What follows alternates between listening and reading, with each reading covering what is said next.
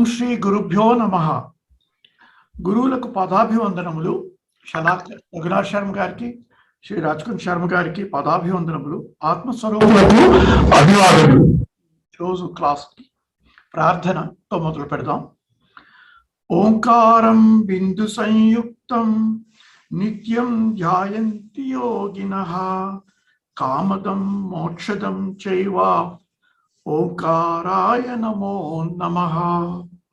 సదాశివ సమారంభాం వ్యాసశంకర మధ్యమాం అస్మదాచార్య పర్యంతాం వందే గురు పరంపరాం. శంకరం శంకరాచార్యం కేశవం బాదరాయణం సూత్రభాష్య కృతో వందే భగవంతః పునః పునః. ధ్యానమూలం గురోర్మూర్తి పూజామూలం గురో పదం మంత్రమూలం గురోర్వాక్యం మోక్షమూలం గురు కృపా. శాంతి మంత్రాన్ని పఠించి అప్పుడు మొదలుపెట్టాం. ఓం శ్రీ గురుభ్యో నమః. ఓం శన్నో మిత్రః శన్వరుణః శన్నో భవత్యర్యమా శన్నో ఇంద్రో బృహస్పతిః శన్నో విష్ణురురుక్రమః. నమో బ్రహ్మణే నమస్తే వాయో త్వమేవ ప్రత్యక్షం బ్రహ్మాసి త్వమేవ ప్రత్యక్షం బ్రహ్మ వదిష్యామి రితం వదిష్యామి సత్యం వదిష్యామి తన్మామవతు తద్భక్తారమవతు అవతు మాం అవతు భక్తారం. ఓం శాంతి శాంతి శాంతి. హరి ఓం. ఆత్మస్వరూపులందరికీ అభివాదములు. హరి ఓం. శ్రీ గురుభ్యో నమః. మనకు తైత్రీయ అధ్యాపకులు శ్రీ శలాక రఘునాథ్ శర్మ గారికి అనేక ప్రణామములు. శంకర భగవత్పాదుల భాష్య సమేతంగా మనము ఈ మననాన్ని చేసుకుంటున్నాము. తత్వవేదానంద సరస్వతి వారు, పరమార్థానంద వారు, దయానంద సరస్వతి వారు, చిన్మయానంద వారు వ్రాసినటువంటి పుస్తకాలు, మనకు అందించినటువంటి ఆడియో వీడియోల సహాయంతో మనము ఈ విశ్లేషణను కొనసాగించుకుంటున్నాం. అఫ్ కోర్స్ మన గురువుగారు చెప్పిన విషయాలను కూడా పురస్కరించుకుంటాం. ఓం గణాం త్వా గణపతిం హవామహే కవిం కవీనాముపమశ్రవస్తవం జ్యేష్ఠరాజం బ్రహ్మణాం బ్రహ్మణస్పత ఆనః శృణ్వన్నోతిభిః సీద సాదనం. మనకు వేదంలో రెండు భాగాలు కనిపిస్తాయి. ఒకటి పూర్వ భాగము, రెండవది ఉత్తర భాగము. పూర్వ భాగము లేక పూర్వమీమాంస లేక కర్మకాండ, ఉత్తర భాగము లేక ఉత్తర మీమాంస లేక శరీర మీమాంస. మనం చదువుకుంటున్నాం చూడండి, శాస్త్రం శరీర మీమాంస దేవస్తు పరమేశ్వర అని. అందులో శరీర మీమాంస అంటే ఉత్తర భాగం. ఇది జ్ఞానకాండ. ఏమిటండి ఈ రెండిటికి అంత ఒకే వేదంలో ఉన్నది కదా, రెండు టెక్స్ట్లే ఇవి. Yes, they are almost like two texts because they are different in the అనుబంధ చతుష్టయ. జస్ట్ లైక్ సాధన చతుష్టయ ఫర్ ద సాధక, there is for a grantha there is what is called the anubandha chatushtaya, the fourfold distinction of a particular treatise or a text. What is that? ఒకటి విషయం, దేని గురించి చెప్తుంది. పూర్వభాగము కాయిక వాచిక మానసిక కర్మల గురించి చెప్తుంది. ఉత్తర భాగము ఆత్మజ్ఞానం గురించి చెప్తుంది. ప్రయోజనం ఏమిటి? పూర్వభాగమునకు అర్థ కామ ధర్మాలు. వీటి కోసమని ముందు అర్థము సంపాదించుకుంటాడు. ఆ అర్థంతో తన కోరికలనన్నిటినీ నెరవేర్చుకొని ముందుకు వెళుతూ ఉంటాడు. అదే అర్థాన్ని ఉపయోగించుకొని ధర్మాన్ని నిలబెట్టడానికి ప్రయత్నం చేస్తాడు. ఇవన్నీ చాలా మంచివే, చేయవలసినవే. అయితే ఇవి మోక్షకారులు కావు. ఉత్తర భాగంలో మోక్షము గురించి ప్రస్తావించబడుతుంది. సంబంధం ఏమిటి? పరంపర సంబంధము. You understand? కొంచెం కేర్ఫుల్గా ఈ రెండు వర్డ్స్ అర్థం చేసుకోవాలి. అంటే కర్మ ఇప్పుడు చేస్తే ఫలితము వేరుగా ఇంకొక సమయంలో వస్తుంది. Time wise it is removed. Person wise కర్మ is done by this person and phala is outside. So karma and phala are not in the same individual at the same time. The karma and the phala are removed in time and in person and in place. That is called parampara sambandham. Whereas uttara bhagamu జ్ఞానములో సాక్షాత్ సంబంధము.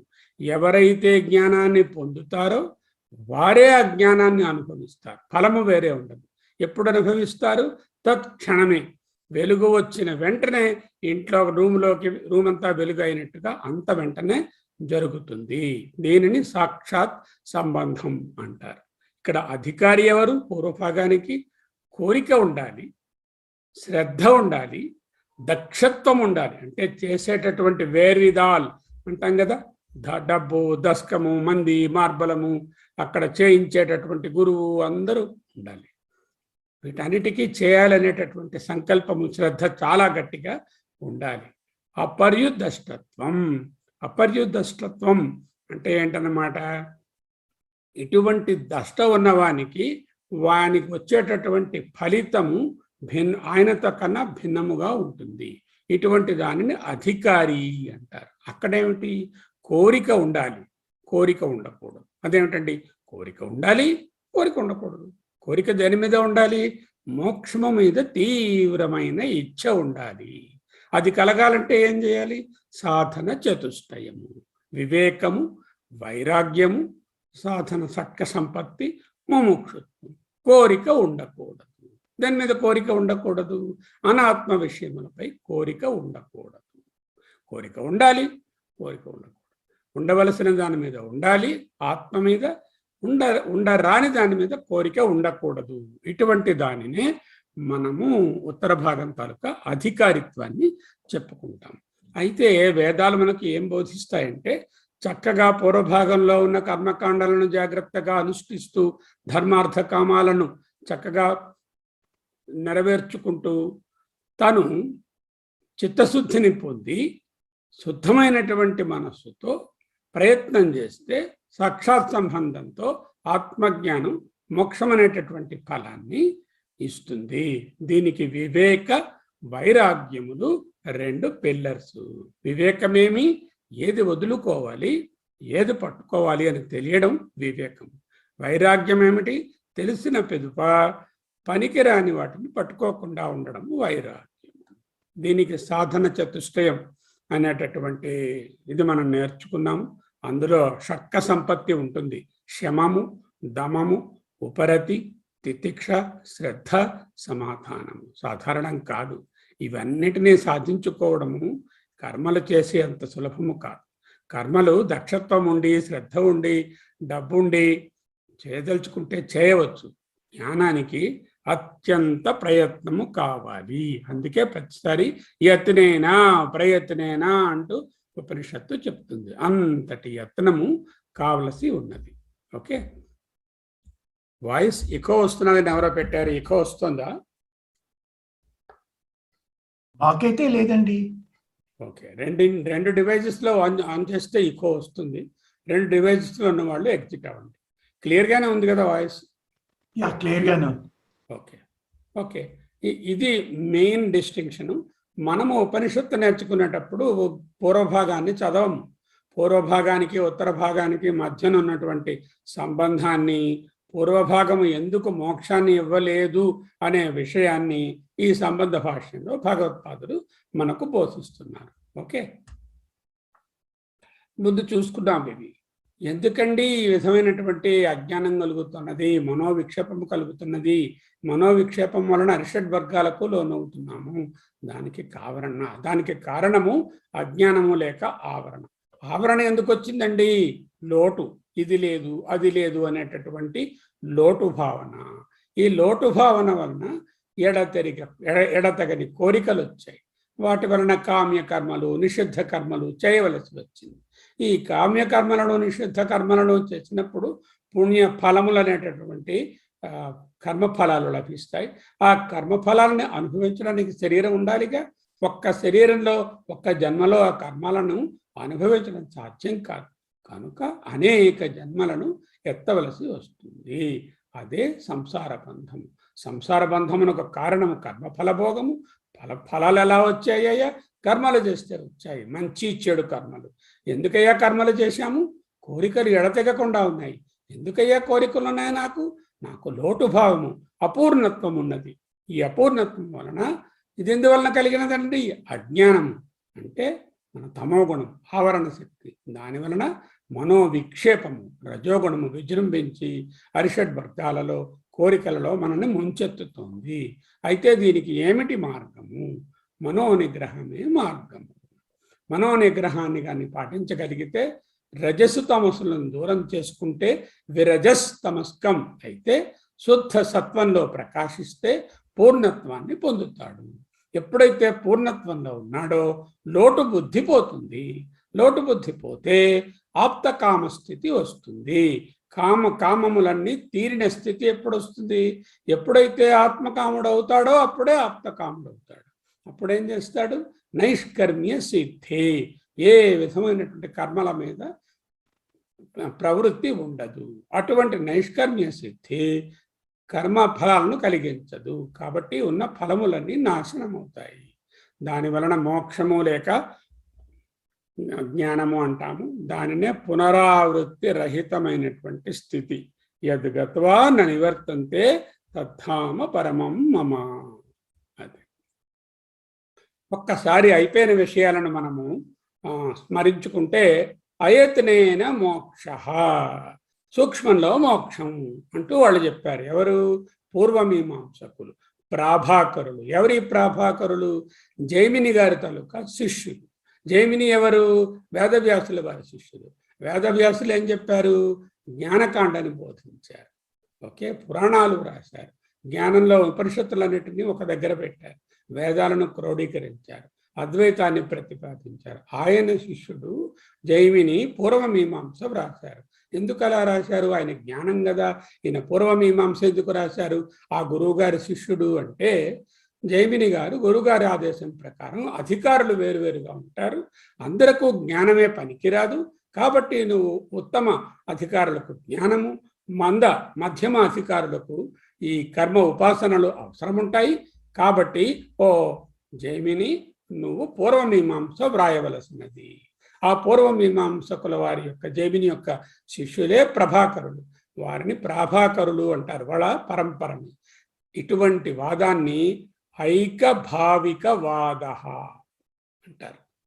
Technical term ఐకభావిక వాద means ఒక్క జన్మలోనే ఈ ఫార్ములాలో కర్మలను నాశనము చేసుకొని కర్మ జీరో స్టేట్ని పొంది మోక్షాన్ని పొందవచ్చు. ఎలా చేయొచ్చు? కామ్యకర్మలను చేయకు, కొత్త పుణ్యము రాదు. అందువలన పుణ్యం ఉంటే మళ్ళీ జన్మలు కావాలి, కొత్త పుణ్యం రాలేదు. నిషిద్ధ కర్మలను చేయకపోతే కొత్త పాపాలు రాలేదు. ఆ పాపాల కోసం హీన జన్మలను పొందవలసిన బాధ లేదు. ప్రారబ్ధ కర్మ ఇప్పుడు ఏదైతే ఉందో దాన్ని అనుభవిస్తే క్షయమైపోతుంది. ప్రారబ్ధం వలన ఉన్నటువంటి అనుభవం వలన ఈ ప్రారబ్ధము క్షయమైపోతుంది. కొత్త పుణ్యం రాలేదు, కొత్త పాపం రాకుండా చూసుకున్నాము, ప్రారబ్ధాలను అనుభవించేసాము. మళ్ళీ ఏ విధమైన ప్రత్యవయ దోషం రాకుండా నిత్య కర్మలను చేసిస్తూ ఉంటాం. అలా చేసినట్లయితే కర్మ బ్యాలెన్స్ జీరోకి వచ్చేస్తుంది. కాబట్టి నో రీబర్త్ ప్రాబ్లం. ఇందులో ఉన్నటువంటి పెద్ద వీక్నెస్ ఏంటంటే సంచితము లేక అనారబ్ధ ఫలము అని ఒకటి ఉన్నది. దానిని వారు విస్మరించారు. శంకరులు ఈ 4 స్టెప్స్ ఫార్ములాని ఖండిస్తారు. అదే ఇక్కడ మనకున్నటువంటి ఈ ఐకభావిక వాద ఖండనము మనము చూస్తాం. ఇట్లా ఏం చెప్తున్నారు? అయత్నేనా, ప్రత్యేకమైన ప్రయత్నము, మీరు అనుకుంటున్నట్టు వివేకములు, వైరాగ్యాలు, సాధన చతుష్టయాలు, సాధన పంచకాలు అవేం అక్కర్లేదండి. సింపుల్గా ఈ 4 స్టెప్స్లో మీరు కానీ ఫాలో అయినట్లయితే మీకు మోక్షము సిద్ధము వచ్చేస్తుంది చనిపోయిన తరువాత అంటూ బోధిస్తారు. అది ఎంతవరకు సమంజసమో సమంజసం కాదో భగవత్పాదులు బోధిస్తారు. అయత్నేన మోక్ష. Second school of thought. The first school of thought ఏమిటి? ఐకభావికవాద. రెండవది స్వర్గమే మోక్షం, స్వర్గ మోక్షవాద.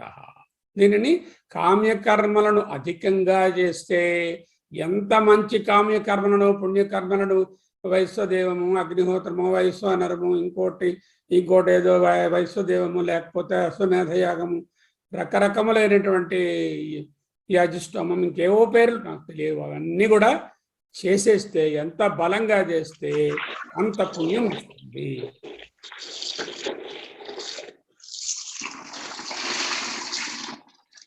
ఆ పుణ్యం వలన అత్యంతిక సుఖమున్నటువంటి స్వర్గము లభిస్తుంది. అటువంటి స్వర్గమే మోక్షము. అత్యంతిక సుఖము ఎక్కడుంటుందో అదే మోక్షము. వేరే మోక్షం అంటే ఏమిటండి? అది ఎక్కడా లేదు కదా అంటూ వాళ్ళ వాదన. అంటే ఏంటనమాట, ఎంత బలంగా కామ్యకర్మలు చేస్తే అంత పెద్ద స్వర్గం వస్తుంది. ఒక్కొక్క ఫలితాన్ని అనుభవిస్తూ ఆ స్వర్గంలో నిరంతరంగా ఉండవచ్చు అంటూ అక్కడ ఉండేది నిరంతరము అనే దానిని వాదించడానికి ప్రయత్నం చేస్తారు. అది మనకు తెలుసు, మళ్ళీ వెనక్కి వచ్చేవలసిన స్థితి అని, అది నిరంతరము కాదని. కానీ వాళ్ళు కొన్ని ప్రమాణాలను చూపించి వాదిస్తారు, భగవత్పాదులు ఖండిస్తారు. సరేనండి, ఇన్ని కామ్యకర్మలను చేయమంటున్నారు, ఏదైనా తప్పులు వస్తారని అండి, ప్రాయశ్చిత్త కర్మలు ఉన్నాయిగా, అవి చేసుకుంటే ఆ ప్రాయశ్చిత్తం వల్ల అవి పోతాయి, అప్పుడు మీకు మోక్షమే వస్తుంది కదా. అయితే ఇంకోటి కూడా చెప్పారు బృహదారణ్యకంలో గురువు గారు, సన్యాసము వైరాగ్యం ఇవి మామూలుగా దేహదారుఢ్యం ఉన్నవాళ్ళకి కాదు, కుంటి వారికో, గుడ్డి వారికో, వికలాంగులకో, ఎందుకో పనికిరాని వాళ్ళకో, మెంటల్లీ రిటార్డెడ్ వాళ్ళకో కానీ హాయిగా గృహస్థాశ్రమం స్వీకరించి ఆరోగ్యం ఉన్నప్పుడు శరీరంతో అన్ని కర్మలు చేసి పిల్లల్ని పాపల్ని పొంది ఈ లోకాలను, పితృలోకాలను, దేవలోకాలను జయించవలసినదే కదా సన్యాసము వికలాంగులకు అనేటటువంటి వితండవాదాన్ని వాళ్ళు లేవదీశారు. ఇది పూర్వమీమాంస రెండవ ఆర్గ్యుమెంట్. అథవా అంటే ఇంకొక విధముగా చెప్తే అంటూ ఈయనే ఆ పూర్వపక్షము, ఈయనే ఆ సిద్ధాంతము. ఈయన వాల్మీకి గారే రావణుని మాటలు వ్రాసినది ఆయనే, రాముని మాటలు వ్రాసినది ఆయనే. ఈ పూర్వపక్షాన్ని క్రియేట్ చేసి బాగా ఎత్తుగా దాన్ని తీసుకొచ్చి అలంకార శిరచ్ఛేద న్యాయంగా అవి కాదు అని ఖండిస్తారు. అది ఓకే. ఈ రెండు వాదాలను ఎలాగా ఖండిస్తున్నారు? భగవద్గీత ఏమంటోంది? ఇది 2వ అధ్యాయంలో 42, 43, 44 శ్లోకాలు చూస్తే తెలుస్తుంది. కర్మవాదము బలమైనది కాదని, అది మోక్షాన్ని ఇవ్వదని, స్వర్గములనే ఇస్తుందని. ఈయామిమాం పుష్పితాం వాచం ప్రవదంతి విపశ్చితః ప్రవదంతి అవిపశ్చితః ప్రవదంత్యవిపశ్చితః వేదవాదరతాః పార్థ నా అన్యదస్తి వాదినః అన్యత్ నాస్తి ఇతి వాదినః కామాత్మానః. వాదనలు ఎలా ఉంటాయి? కామాత్మానః స్వర్గపర జన్మ కర్మ ఫలప్రదం, అనేక జన్మలను, అనేక కర్మలను, వాటి ఫలములను ఇచ్చేటటువంటివి. క్రియా విశేష బహుళం, lot of action, full of action. భోగైశ్వర్య గతిం ప్రతి, they take you towards Bhoga, Aishwarya and స్వర్గపర. భోగైశ్వర్య ప్రసక్తానాం తయా అపహృత చేతసాం, బుద్ధి మరుగున పడిపోయింది, ఆత్మ కనబడడం లేదు. వ్యవసాయాత్మిక బుద్ధి సమాధౌ న విధీయతే, it will not be in the self settled state. సమాధి ఈజ్ సెల్ఫ్ సెటిల్డ్నెస్. ఆ సెల్ఫ్ సెటిల్డ్ స్టేట్లో బుద్ధి, వ్యవసాయాత్మిక బుద్ధి న విధీయతే. దేనివలన? యాం ఇమాం పుష్పితాం వాచం, ఇవన్నీ గొడ్డు పువ్వులండి, ఫలముని ఇవ్వవు, కావలసిన మోక్ష ఫలాన్ని ఇవ్వవు, పుష్పాల వలె చాలా అట్రాక్టివ్గా ఉంటాయి. కామాత్మానః స్వర్గపరాః జన్మ కర్మ ఫలప్రదాం క్రియా విశేష బహుళాం భోగైశ్వర్య గతిం ప్రతి వ్యవసాయాత్మిక బుద్ధి సమాధౌ న విధీయతే. As early as 2nd chapter itself he has cautioned about the karma marga. Okay, గురుగారు ఏ విధంగా ఖండిస్తున్నారు? కర్మ అనేకత్వాత్, Karma is multifold. Your arguments will not hold water. They are not correct, my dear. What about Sanchita Karma? You coolly forgot about that. Huh? You don't want to know about the bag. There is a big bag behind you and me. And that bag is the Sanchita Karma. I don't call it as Sanchita here for various reasons. I call it as Anarabdha Karma. భగవత్పాదులు జనరల్గా సంచిత కర్మ అనరు. అనారబ్ధ కర్మ, ఆరబ్ధ కర్మ. ఆరబ్ధ కర్మ ఆరంభించబడిన కర్మ ప్రారబ్ధములు. అనారబ్ధములు ఆరంభించనటువంటి కర్మలు, వాటికి ఇంకొక పేరు సంచితం. రెండు పేర్లు ఒక్కటే. కర్మలు అనేకములు. ఒకటి ఏమిటి? ఫలమును ఇచ్చుచున్నవి, ఆరంభమైపోయినవి అంటే ప్రారబ్ధము. అవి ఎలా క్షీణిస్తాయి? ఉపభోగముచే క్షీణించబడతాయి. ఓకే, మీరు చెప్పిన పాయింట్లో ఒక పాయింట్, ఉపభోగం వలన ప్రారబ్ధము క్షీణించబడుతుంది. Agreed, no doubt about it. అనారబ్ధ కర్మలు అంటే సంచితం. ఇవి మంచివి ఉంటాయి, చెడువి ఉంటాయి. It's a mixed bag depending upon what we have got into the bag, what we have put in the bag in our previous births. Not one birth, birth after birth, birth after birth, అనేక జన్మ సంసిద్ధ తతో యాతి పరాంగతి అన్నారు. అలాగే చాకర్ది అన్నీ అయిన తర్వాత జ్ఞానం వస్తే పరాంగతి. అనేక జన్మ సంసిద్ధమైనటువంటి ఈ సంచిత కర్మలు అనారబ్ధములుగా ఉంటాయి. సంచిత కర్మల మూట 100 యూనిట్లు అనుకుంటే ప్రారబ్ధ కర్మ తాలూకా ప్రపోర్షన్ యూజువలీ 1 to 2% కూడా ఉండదు, ఇంకా తక్కువే ఉంటుంది. అంచేత అంత లోడ్ ఇక్కడ ఉన్నది. ఈ సంచిని ఖాళీ చేసుకుంటే కానీ మంచి మార్గమైన మోక్షము దొరకదు. ఓకే, దీని గురించి మీరు అకౌంట్ ఫర్ చేయలేదు. ఓకే, ఇంకోటి చెప్తున్నారు, సంచిలో ఉన్నవన్నీ ఒకే జన్మలో తీర్చేసుకోవడానికి నీకేమైనా 10,000 ఏళ్ల జీవితం ఉన్నది? చాలదు. అనుభవించి తీర్చుకోవడానికి నీ ఆయుష్ ప్రమాణము సరిపోదు. అంచేత అవి చీరో కానేరవు. ఓకే, ఆపస్తంభ సూత్రాల ప్రకారంగా శేషకర్మ అనేటటువంటిది ఉంటుంది. ఈ మనము పైకో ఎక్కడికో లోపలకో కిందకో వెళ్ళిన తరువాత అక్కడ కర్మలు ఎగ్జాస్ట్ అయిపోవడానికి కొద్దిగా ముందుగానే కొంచెం ఉన్నప్పుడే అక్కడ నుంచి కింద పడేస్తారు ఆ లోకాలలో. ఆ రిటర్న్ టికెట్ కొంచెం డబ్బులు చేతిలో పెట్టి పంపిస్తారు. దాని వలననే ఈ జన్మలు రకరకములైనటువంటి గర్భములయందు జన్మలు ఏర్పడతాయి. దానినే శేషకర్మ. What is శేషకర్మ?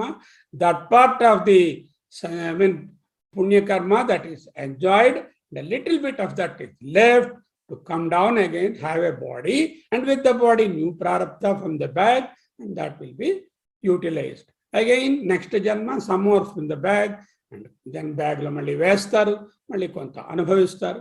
ఈ విధంగా బ్యాంక్ బ్యాలెన్స్ షీట్ మన రమణమూర్తి గారు బ్యాలెన్స్ చేసినట్టుగా జన్మం అయ్యేసరికల్లా ఇగో ఇవన్నీ ప్లస్లు, ఇవన్నీ మైనస్లు, క్యారీడ్ ఫార్వర్డ్ ఎంత ఉన్నది, వాటి నుంచి carried forward, brought forward next జన్మకి అంటూ ఒక టేబుల్ వస్తుంది. ఆ బుక్ మన బుక్ మన దగ్గరే రాసి ఉంటుంది, ఎక్కడో ఉండదు. ఇదేంటంటే కోడెడ్ ఫామ్లో ఉంటుంది. ఎక్కడో ఉంటే మళ్ళీ వెతుక్కోవాలి కదా, ఇన్ని వేల జీవులు, ఇన్ని కోట్ల జీవులు, ముందు వాళ్ళు వెనక వాళ్ళు. అంచేత ఎవరి దగ్గర వాళ్ళ కోడే ఉంటుంది. అది అలా వాళ్ళు వెళ్ళేసరికల్లా ఆ కోడ్ చిప్ అందులో పెడితే వీడు మొత్తం హిస్టరీ అంతా అక్కడ కనిపిస్తుంది కారణ శరీరంలో. దానికే శృతి ప్రమాణాలు శేషకర్మ కోసం 2 చెప్పారు. రమణీయ చరణాహన ఒకటి, ఆపస్తంభ సూత్రంలో ఉన్నటువంటి శేషకర్మ అనే మాటను ఒకదాన్ని, రెండింటిని చెప్పారు. భగవద్గీత కూడా క్షీణే పుణ్యే మర్త్యలోకం విశంతి ఏవం త్రైధర్మమాచోపపన్నం గతాగతాన్ కామాలభంతే తే తం భుక్త్వా స్వర్గలోకం విశాలం క్షీణే పుణ్యే మర్త్యలోకం విశంతి. వాళ్ళు ఆ స్వర్గలోకాన్ని అనుభవించి ఇంకా కొంచెం శేషకర్మ ఉన్నప్పుడు టపక్కని కింద పడతారు. పడినప్పుడు వాళ్ళు ఎక్కడ పడతారు, మళ్ళీ ఈ హ్యూమన్ బర్త్ వస్తుందని గ్యారంటీ అస్సలు లేదు. Very remote chance, infinitely small chance of getting human birth once again. Otherwise ఏంటవుతుంది, ఏదో జంతు జన్మ వస్తుంది, పిల్లో బల్లో కుక్కో నక్కో ఏదో అవుతుంది. మళ్ళీ ఆహార నిద్ర భయ మైథునాన్ని, ఫుడ్ నిద్ర భయము మైథునం ఇవే చేస్తూ కూర్చుంటాం. ఓకే, కర్మఫల అకౌంట్ ఎప్పటికీ 0 కాదు. ఒక్క కర్మ చేస్తే దానికి మళ్ళీ 6, 12, 20 కొత్త కర్మలు, కొత్త కామనలు ఏర్పడతాయి. ఈ కారణము వలన నీ ఆర్గ్యుమెంట్ పనికిరాదు. ఏమిటి? ప్రారబ్ధము ఉపభోగముచే క్షయించబడుతుంది, క్షయం అవుతుంది.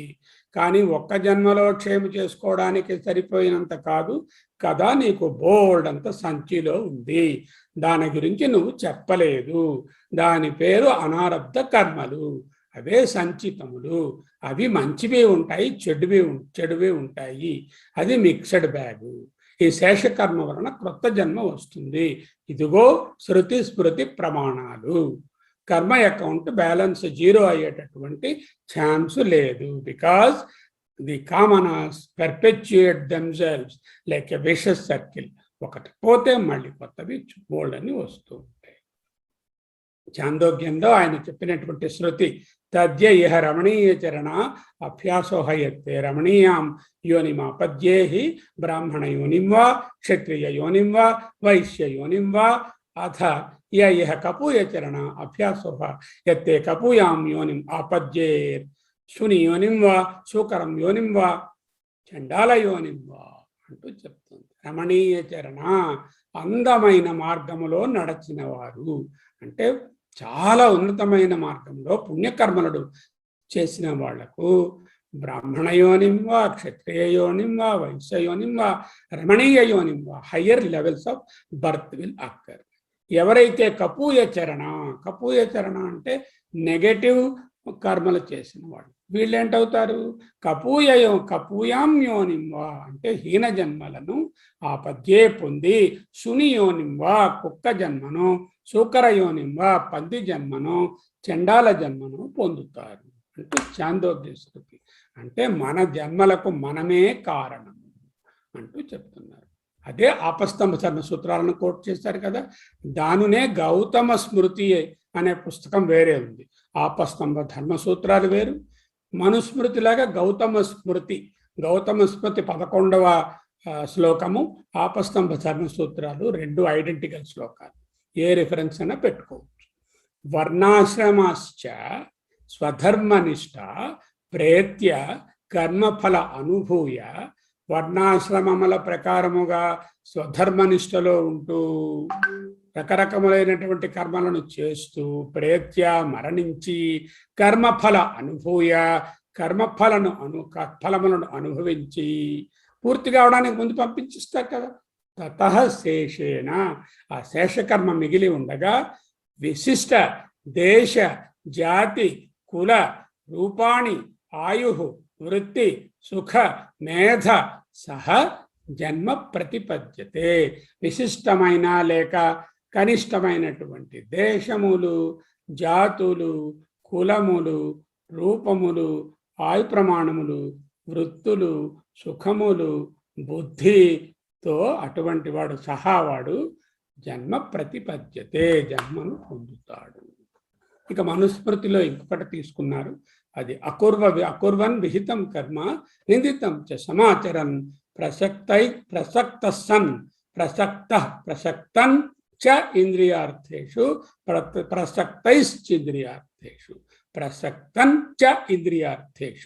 ప్రసక్తైశ్చేంద్రియార్థేషు నరః పతనం రుచ్యతి.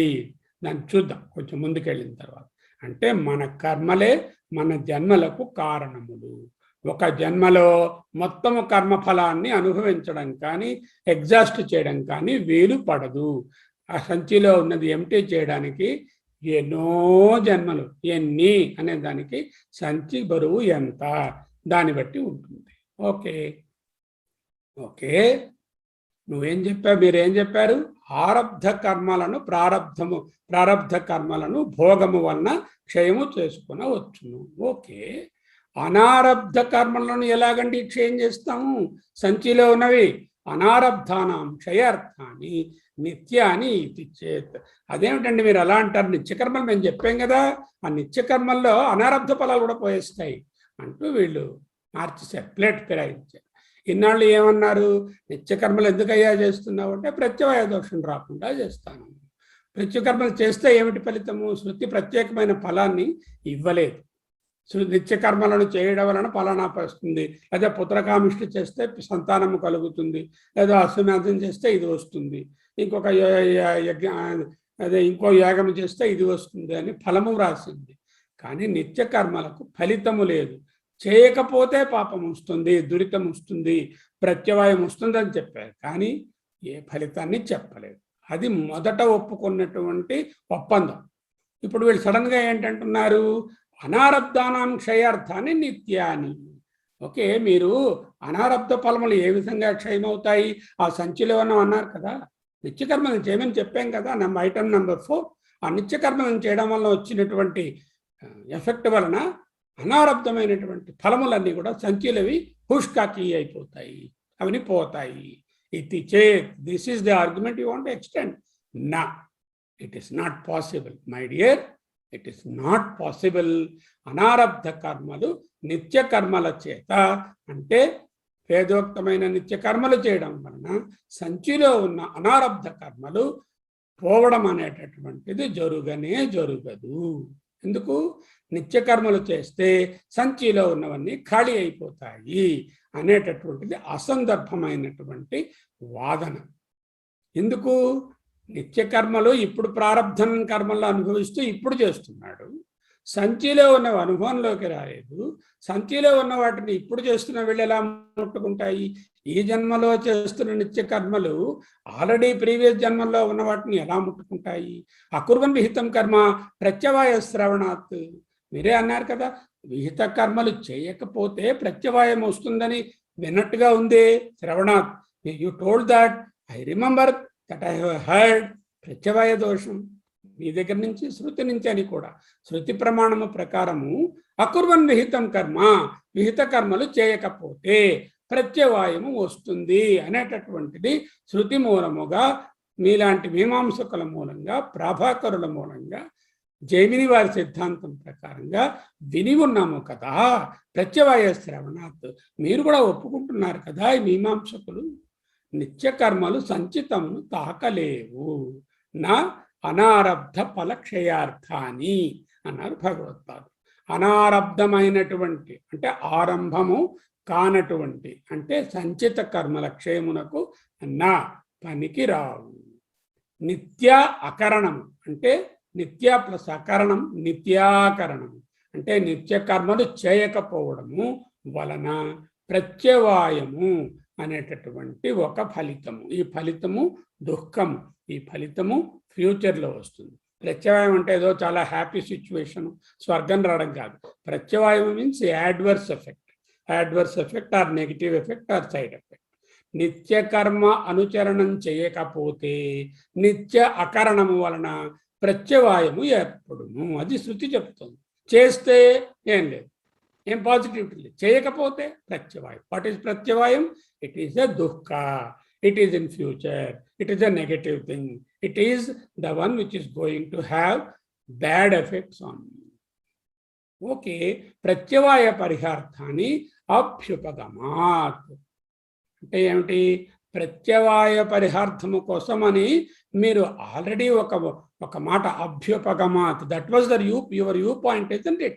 You have told that నిత్య కర్మ అనుష్ఠానము ప్రత్యవాయమును పరిహారము చేసుకున్నటకు పరిహార్థాన్ని ప్రత్యవాయ అని మీరు అభ్యుపగమాత్.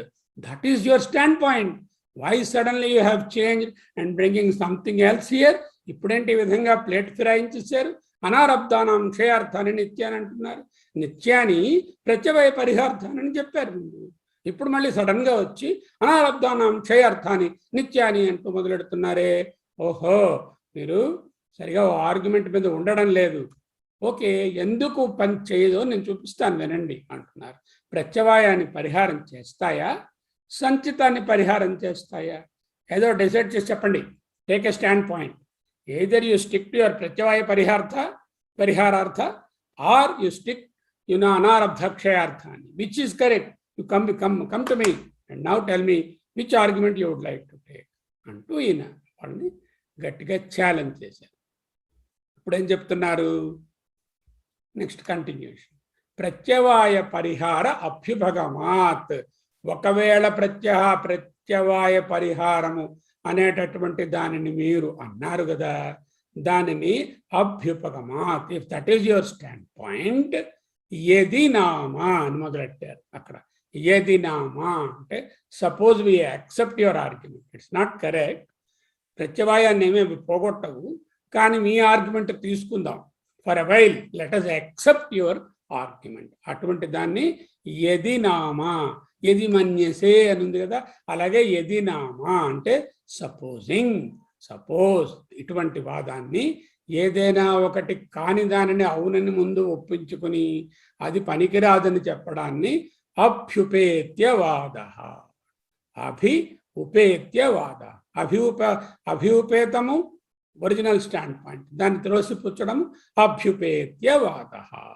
యది నామ, supposing that your argument of pratyavaya parihara is taken as true, which is not true, we know, as Vedantins. But even if that is true, let us see how does it work. That's what I am going to tell. నిత్య కర్మలు పుణ్యకర్మల పాపకర్మల ముందే చెప్పండి. నిత్య కర్మలు మీరు అంటున్నారే, నిత్య కర్మలు include నైమిత్తిక కర్మలు also. There is no special requirement to discuss about them. when we say నిత్య కర్మ, it is inclusive of నిత్యాని కర్మాణి అన్నారు. అంటే నిత్యము మొదలైన కర్మలన్నీ కూడా, నైమిత్తిక కర్మలు కూడా. అటువంటి కర్మలు పుణ్యకర్మలా పాపకర్మలా? Take a point. ఎస్, పుణ్యకర్మలేనండి. అవి పాపకర్మలు ఎలా అవుతాయండి? మరి పుణ్యాన్ని ఎలాగంటే చెరిపేస్తుంది. పుణ్యం అవుతే పాపాన్ని చెరుపుతుంది, వెలుగొస్తే చీకటిని పోగొడుతుంది. అంతేకాని వెలుగొచ్చి వెలుగును పోగొడుతుందా? పుణ్యాన్ని పోగొడుతుందా? పుణ్యాన్ని ఎలా చెరిపేస్తుంది? పుణ్యకర్మలా పాపకర్మలా చెప్పండి. అదేమిటంటే నిత్యకర్మలు పాపకర్మలు అలా అంటారని? పుణ్యకర్మలే. ఓహో, పుణ్యకర్మలు బాగుంది, నిజమే. పుణ్యకర్మలు పుణ్యాన్ని ఎలా చెడగొడతాయండి? ఎలా చెరిపేస్తాయి? నిత్యకర్మలు పాపాలని పోగొట్టవచ్చునేమో, కానీ నా శుద్ధం అంటే పుణ్యం. నా శుద్ధం, పుణ్యాన్ని ఏమీ చెయ్యదు. ఎందుకు చెయ్యదు? విరోధ అభావాత్, రెండిటికి విరోధము లేకపోవుట వలన.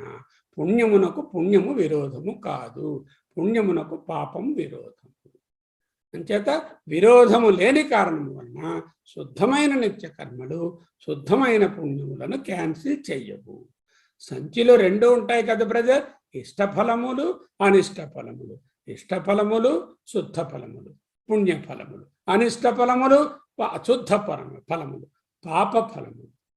ఈ సంచిలో రెండు ఉంటాయి కదా. ఒకవేళ మీరు నిత్య కర్మల వలన ఏదైనా న్యూట్రలైజ్ అవుతుంది సంచి లేదంటే, ఒకవేళ అవుతే అక్కడ ఉన్నటువంటి పాపకర్మలు పోవచ్చు, కానీ పుణ్యకర్మలు అలాగే ఉంటాయి కదా. బట్ నువ్వు తాకలేదు కదా, పుణ్యాన్ని చెడగొట్టదు కదా, చెరపదు కదా, విరుద్ధం లేదు కదా రెండిటికి. అప్పుడు ఆ పుణ్యముల మూట కంటిన్యూ అవుతూ ఉంటుంది కదా. ఈ నిత్యకర్మల వలన ఇంతో కొంత పుణ్యం వద్దన్నా శృతి చెప్పకపోయినా అది కూడా దాంట్లో పడుతుంది కదా. ఇవన్నీ కలిపి మళ్ళీ జన్మలు వస్తాయి కదా. ఎలాగండి? మీకు అయత్నైన మోక్ష అన్నారు కదా, అది ఎలా అవుతుంది? నిత్యకర్మలు సంచితాన్ని తాకలేవు. నా అనారబ్ధ ఫలక్షయార్థాన్ని మళ్ళీ చెప్తున్నారు. నిత్య అకరణము ప్రత్యవాయము లేక దుఃఖాన్ని కలిగించేటటువంటి ప్రత్యవాయుని ఆపడానికే కానీ ఈ పేటు ఫిరాయింపులు మరి వద్దు, ప్రత్యవాయాన్ని పరిహారం చేయలేవు అన్నారు. ఓకే, నిత్యకర్మలకు ప్రత్యవాయ పరిహారం కూడా వీలు పడదు. ఓకే, మీరేంటన్నారు? నిత్యకర్మలకు ముందు ప్రత్యవాయం పరిహారం చేస్తుంది అన్నారు. కొంచెం గట్టిగా కంగిస్తే అది కాదండి, అది సంచిత కర్మలను కూడా చెరిపేస్తుంది అన్నారు. సంచిత కర్మలు చెరపదని చూపించాను కదా. ఇప్పుడు ఎందుకు చెరపదు? సంచిత కర్మల్లో పుణ్యము పాపము ఉంటాయి, అవి చాలా ఉంటాయి. వీడి చేసే నిత్యకర్మలు ఇన్నే ఉంటాయి ఈ జన్మలో. ఈ నిత్యకర్మలు అక్కడ ఉన్నటువంటి పాపములను కొన్నిటిని తగ్గించవచ్చు, కానీ అందులో ఉన్న పుణ్యాలను ముట్టుకునే అవకాశమే లేదు. అంచేత నిత్య కర్మలకు సంచికి సంబంధం లేదు. అర్థమైందా? Did you understand? Okay, put that aside. You said ప్రత్యవాయ పరిహారం అని చెప్పారు కదా. That is also not possible. I tell you why.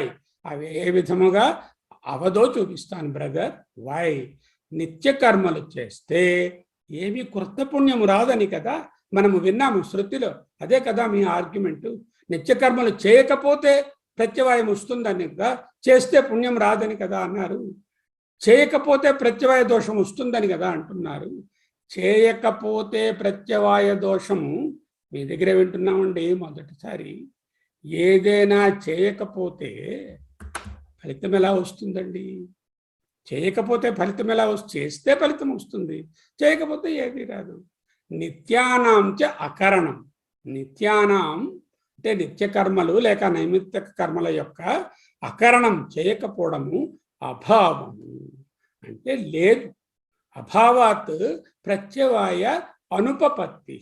అభావాత్ అభావము వలన ప్రత్యవాయ ఉపపత్తి నా అనమాట. అనుపపత్తి నా ఉపపత్తి అనుపపత్తి. ఉపపత్తి టెనబుల్ యుక్తియుక్తము, అనుపపత్తి యుక్తియుక్తము కాదు.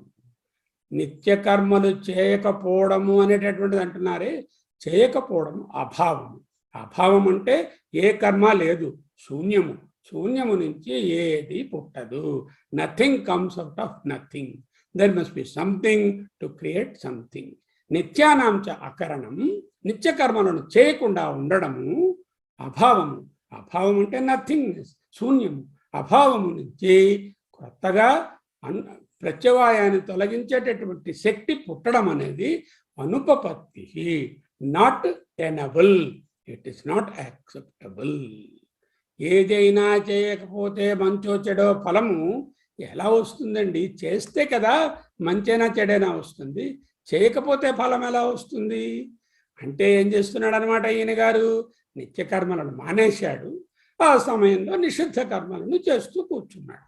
నిషిద్ధ దాకా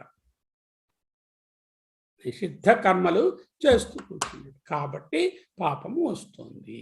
అంటే నిత్య కర్మలు మానేయడం వలన ఆయనకు పాపం రావడం లేదు, ప్రత్యవాయం రావడం లేదు.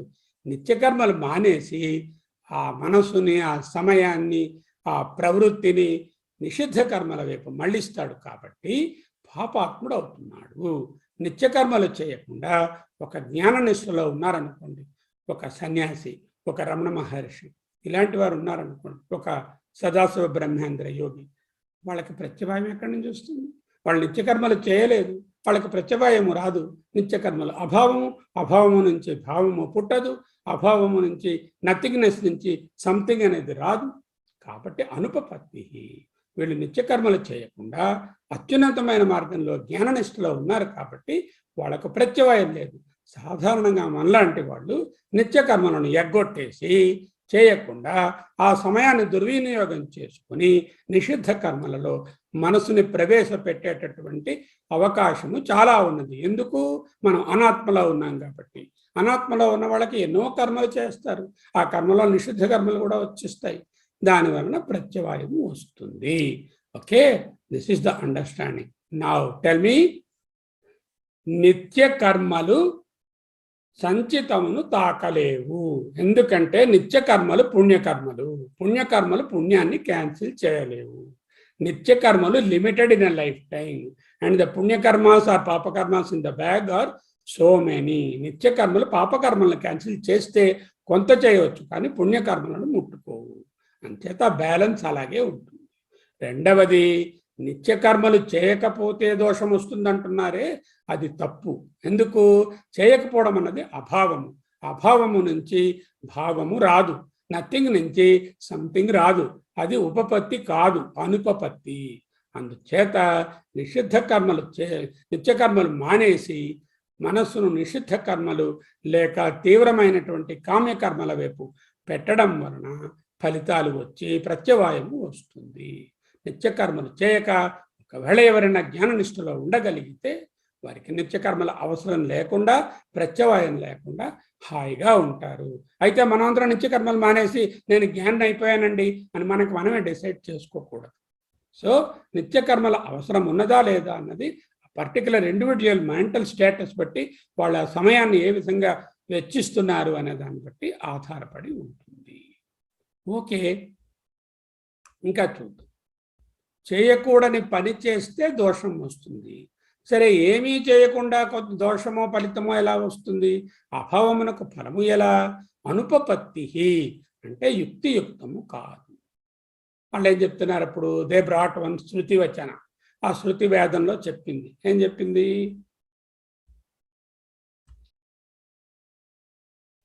వచనాత్ ప్రవృత్తి వచనాత్ నివృత్తి అన్నారు. ఇంజంక్షన్ ఉందండి శృతిలోని, వచనం ఉన్నది, వచనం అంటే ఇంజంక్షన్, డైరెక్టివ్ ఇస్ దేర్. ఆ వచనం వలన మేము ప్రవృత్తిలో ఉంటాము, ఆ వచనం వలన మేము నివృత్తిలో ఉంటాము. ఈ డిస్కషన్ నిన్న మాకు తెలియదు. ప్రత్యవాయం నిత్యకర్మలు చేయకపోతే ప్రత్యవాయం వస్తుంది, శృతి వచనం ఉన్నది. దాని ప్రకారంగా మేము అలా చెప్తున్నాం. మీ డిస్కషన్ ఏమిటో మాకు అంత ఒప్పుకోవడానికి ఇష్టం లేనట్టున్నది. ఉల్లిపాయ తినవద్దు ఫర్ ఎగ్జాంపుల్, దాన్ని తింటే ప్రత్యవాయం వస్తుంది అనే వచనం రేషనల్ ఆలోచించుకోవాల్సిందే. ప్రత్యవాయము ఉంది అనేటటువంటి మనువచనాన్ని మేము కోట్ చేస్తున్నాము. నిత్యకర్మలు చేయకపోతే ప్రత్యవాయం ఉంది. వచనాత్ ప్రవృత్తి, వచనాత్ నివృత్తి. శృతి వద్దంటే మానేయాలి, చేయాలంటే చేయాలి, కర్మకాండలో చెప్పింది. ఆ శ్లోకం ఒకసారి మీరు చదవండి, మీరు బాగా చదివినట్లేదు అన్నారు శంకరుడు. ఏమిటి సార్ మీరు చెప్తున్న శ్లోకము ఇదేనా? అకుర్వన్ విహితం కర్మ నిందితం చ సమాచరన్, అకుర్వన్ విహితం కర్మ నిందితం చ సమాచరన్ ప్రసక్తం చ ఇంద్రియార్థేషు ప్రాయశ్చిత్తేతి నరః లేక నరః పతనం రుచ్యతి. రెండు కూడా పెట్టుకోవచ్చు, రెండు వెర్షన్స్ ఉన్నాయి. నరః పతనం రుచ్యతి అనేటటువంటిది లాస్ట్ మాట. వీళ్ళు ఏం చేస్తున్నారు? అకుర్వన్ విహితం కర్మ నరః పతనం రుచ్యతి అనేటటువంటిది పట్టుకున్నారు.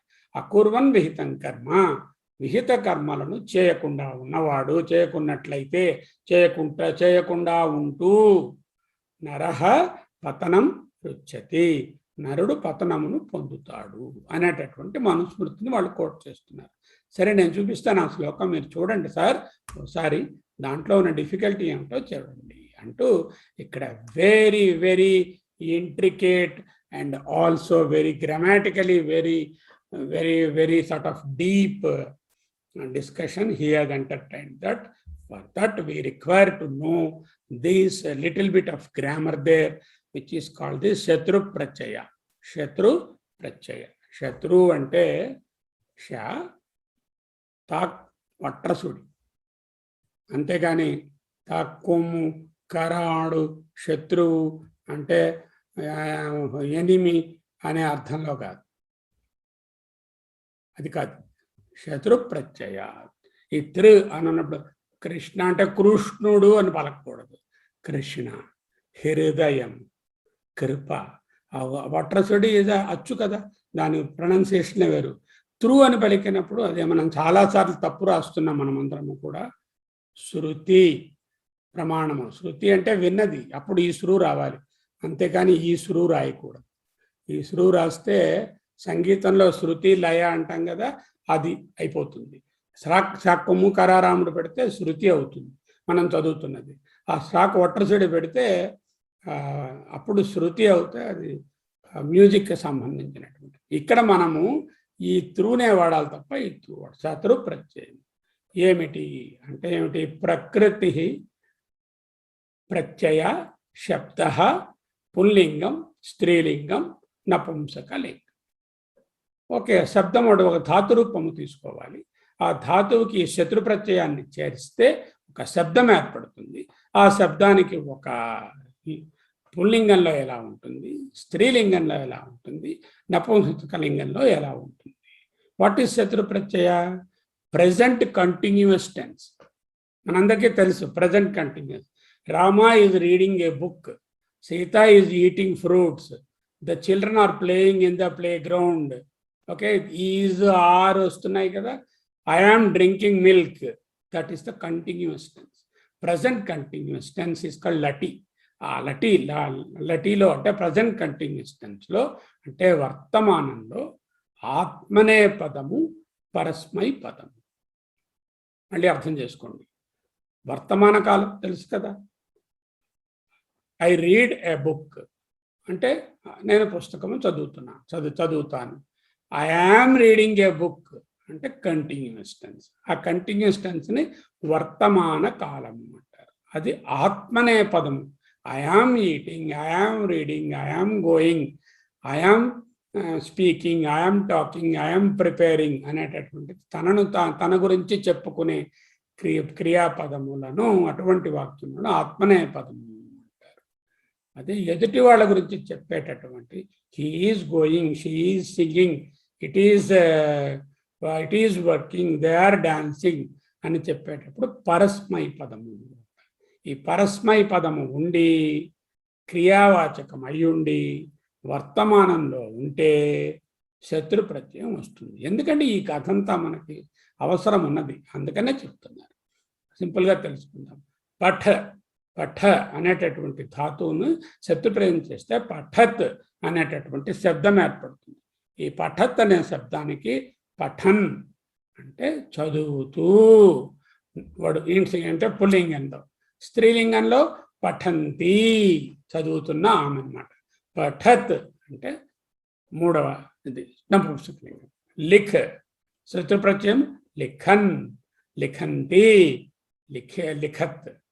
అలాగే పచ్ శత్రు ప్రత్యయం చేస్తే పచత్, పచన్, పచంతి, పచత్. దృశ్య దృశ్య అనే దానికి మారుతుంది. దృశ్యం అనేది పశ్య అవుతుంది అన్నమాట. అక్కడ సంస్కృత ప్రక్రియల ద్వారా ఆ పశ్య అనేటువంటిది పశ్యన్, పశ్యంతి, పశ్యత్, పశ్యన్, పశ్యంతి, పశ్యత్. పశ్యన్, ప్రలపన్, విసృజన్, నిమిషన్, ఇన్మేషన్. గీతలో ఒక పెద్ద లిస్ట్ ఇచ్చారు కదా, అవన్నీ ఏంటంటే continuous tense, present tense, present continuous. పశ్యన్ అనేది పుంలింగ శబ్దము, పశ్యంతి అనేది స్త్రీలింగ శబ్దం. పశ్యంతి ముదిత ముదేస్తు భవత లక్ష్మీర్వివాహోత్సవే అన్నారు బిల్వమంగళుడు. అలాగా గమ్ అంటే వెళ్ళడం. గచ్చత్ అనే శబ్ద రూపము, దానిని గచ్చన్, గచ్చంతి, గచ్చత్. గచ్చన్ అంటే వెళ్ళుచు, పశ్యన్ చూచుచు, పచ్చత్ అంటే వండుచు, లిఖన్ రాస్తూ, పఠన్ చదువుచు, రహా హై అంటారు కదా, కర్ రహా హై, హో రహా హై, చల్ రహా హై, పఢ్ రహా హై అని చెప్తాం కదా. ఆ రహా హై అనేటటువంటి హిందీ మాటకు ఇక్కడ ఈ రూపాన్నేమో శత్రు ప్రత్యయము అంటారు. ఓకే. నృత్ అనే దానికి నృత్యత్ అనేటటువంటి శబ్ద రూపము నృత్యన్, నృత్యంతి స్త్రీలింగం, నృత్యత్ నపుంసకలింగం. ఓకే. ఈ విధముగా శత్రు ప్రత్యయంలో పుల్లింగ రూపములు, స్త్రీలింగ రూపములు, నపుంసకలింగ రూపములు ఉంటాయి. ఇవన్నీ ఇప్పుడు ఎందుకు వచ్చాయండి? వర్తమాన కాలంలో క్రియ ఉండాలి, ఆత్మనే పదమై ఉండాలి, పరస్మై పదమై ఉండాలి, రెండవదేమో అది క్రియాపదమై ఉండాలి. ఈ మూడు కండిషన్స్ ఫుల్ఫిల్ అవుతే శత్రు ప్రత్యయం వస్తుంది. ఎలా తెలిసింది మనకి? పాణిని గారి అష్టాధ్యాయి అనేటటువంటి పుస్తకంలో, అది 2 పెద్ద వాల్యూమ్స్, ఒకసారి చూపిస్తాను మీకు. మా మెడికల్ బుక్స్ కన్నా థిక్గా ఉన్నది.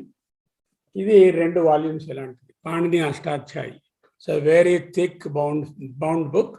4 volumes in 4 chapters in the first volume, 4 chapters in the second volume, Ashtadhyayi. ఇందులో 3వ అధ్యాయంలో 2వ పాదంలో 126వ సూత్రం, 3, 2, 126. గురుగారు చెప్పారు మొదటిది అధ్యాయం సంఖ్య అని, అష్టాధ్యాయిలో 8 అధ్యాయాలు ఉంటాయని, 3వది అధ్యాయానికి సంబంధించింది, 2 అనేది పాదమని. అటువంటి పాదంలో మళ్ళీ అక్కడ ఉన్న సూత్రములు 126వ సూత్రము పాణిని అష్టాధ్యాయిలో ఆ సూత్రము మనకు కనబడుతున్నది. ఆ సూత్రం ఏం చెప్తున్నది? లక్షణ హేత్వో క్రియాయా లటి శత్రుహు. శత్రుహు అనాలి, శత్రుహు అని పలకూడదు, శత్రుహు అనాలి. ప్రొనౌన్సియేషన్లో కూడా శత్రు కాదు, శత్రుహు. అది శత్రు ప్రత్యయం.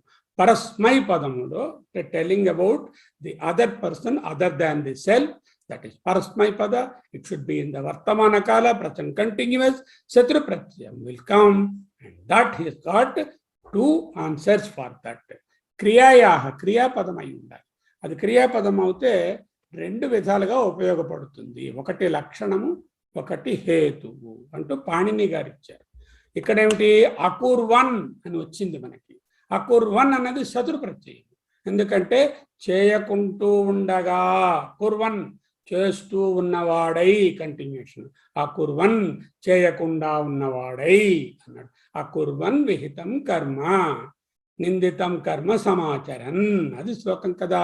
అకుర్వన్ చేయకుండా ఉన్నవాడై అంటే పరస్మై పదము, వర్తమాన కాలము చేయడం అనేది ఒక క్రియావాచకము కాబట్టి శత్రు ప్రత్యయము అకుర్వన్ అనేటటువంటి అకుర్వన్ విహితం కర్మ.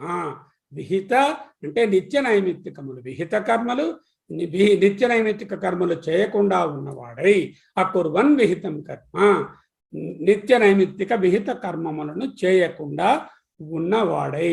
శత్రు ప్రత్యయము రెండుని చెప్తుంది. ఒకటి హేతువు, రెండు లక్షణము. హేతువు అండ్ లక్షణము. There are two implications for the శత్రు ప్రత్యయ. These are the హేతు అండ్ ది లక్షణ. పూర్వకాలంలో అందరూ కూడా కూర్చొని పాడుతూ ఉండేవారు. దట్ ఈస్ ద నామ్. ఈవెన్ నౌ సంగీత కచేరీలో కూర్చొని డ్యాన్స్ చేస్తూ పాడరు వాళ్ళు. చక్కగా మంగళంపల్లి మురళీకృష్ణ గారు, మరో విద్వాంసులు అరుణా సాయిరామ్ గారు చక్కగా కూర్చుని అక్కడ మఠం వేసుకొని పాడుకుంటూ ఉంటారు. దానిని ఉపవిష్టన్ గాయతి, కూర్చొని పాడుతున్నారు. అలా కాదు, ఇంకొక ఆయన అక్కడి నుంచో వచ్చాడు, అరేబియా నుంచి. ఆయన పాట పాడడానికి వచ్చాడు. నేను నిలబడి పాడతానండి అన్నాడు. తిష్టన్ గాయతి అంటే నిలబడి ఉంటూ పాడుతున్నాడు. కూర్చుని ఉంటూ పాడుతున్నటువంటి దానికి బదులు తిష్టన్ గాయతి అంటే ఆవిడ తిష్టన్ అనేటటువంటి పదము అక్కడ హేతువా కాదా, లక్షణమా? హేతువు అంటే కారణము. నిలబడడం పాడడానికి కారణమా? కాదు. నిలబడి పాడడం అనేది ఒక సంకేతము, ఒక లక్షణం, ఒక విశేషణంగా చెప్పబడింది. లక్షణము అంటే తిష్టన్ గాయతిలో ఆ తిష్టన్ అనే దానికి పాడడానికి సంబంధం లేని, అంటే హేతువు కాదు, కారణం. హేతు అంటే కారణం, పాడడానికి కారణం కాదు కదా. అని చెప్తారు. భుంగ్యన్ తృప్యతి అని అనుకో, తింటూ తృప్తి పొందాడు.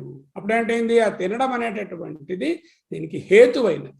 కడుపు నిండా తినడం వలన తృప్తి పొందాడు. ఇక్కడ తిష్టన్ గాయతిలో హేతువు కాదు, లక్షణము. ఓరి వెరివాడా, అకుర్వన్ విహితం కర్మ అని చెప్పినప్పుడు అకుర్వన్ అన్నది లక్షణమే కానీ హేతువు కాదురా నాయన. లక్షణం అంటే సూచన అంటూ ఈయన పాణిని గ్రామర్ పట్టుకుని వాళ్ళని చితక్కొట్టారు. అంటే ఏమిటో చూడాలి. విహితమైనవి చేయకుండా ఉంటూ అకుర్వన్ విహితం కర్మ, విహితమైనవి చేయకుండా ఉంటూ అంటే అటువంటి లక్షణములు కలిగిన వాడు, విహిత కర్మలు చేయనివాడు ఆ ఖాళీ సమయంలో ఏం చేస్తాడండి? విహిత కర్మలు చేయటం లేదు కదా. నిందితం చ సమాచారన్, నిందిత కర్మలు చేస్తే ఏంటవుతుంది? నరహ పతనం రుచ్యతి, నరుడు పతనంను పొందుతాడు. అంటే అకుర్వన్ విహితం కర్మ అనేది లక్షణం మాత్రమే కానీ హేతువు కాదు అంటూ ఆయన గ్రామటికల్గా ఆయన ఎంటర్ అయ్యి వెరీ యాప్ట్గా, ప్రాంప్ట్గా వాళ్ళను ఆ శ్లోకంలో మనుస్మృతి శ్లోకాన్ని పూర్తిగా చదవండి. ఆ ఒక్క శ్లోకం మొదటి మాట చదివేసి వదిలేకండి. పూర్తిగా చదువుతూ అక్కడ శత్రు ప్రత్యయం వాడబడినది. శత్రు ప్రత్యయం రెండు కారణాలలో వస్తుంది. శత్రు ప్రత్యయం అంటే ఇప్పుడు మనం చెప్పుకున్నట్టు అకుర్వన్, కుర్వన్, తిష్టన్, పశ్యన్ లేకపోతే గచ్చన్ అలా వస్తుంది. వచ్చినప్పుడు ఆ గచ్చన్ తిష్టన్ అనేటటువంటి ప్రయోగాన్ని శత్రు ప్రత్యయం అంటారు. ఇది వర్తమాన కాలంలో ఉంటుంది.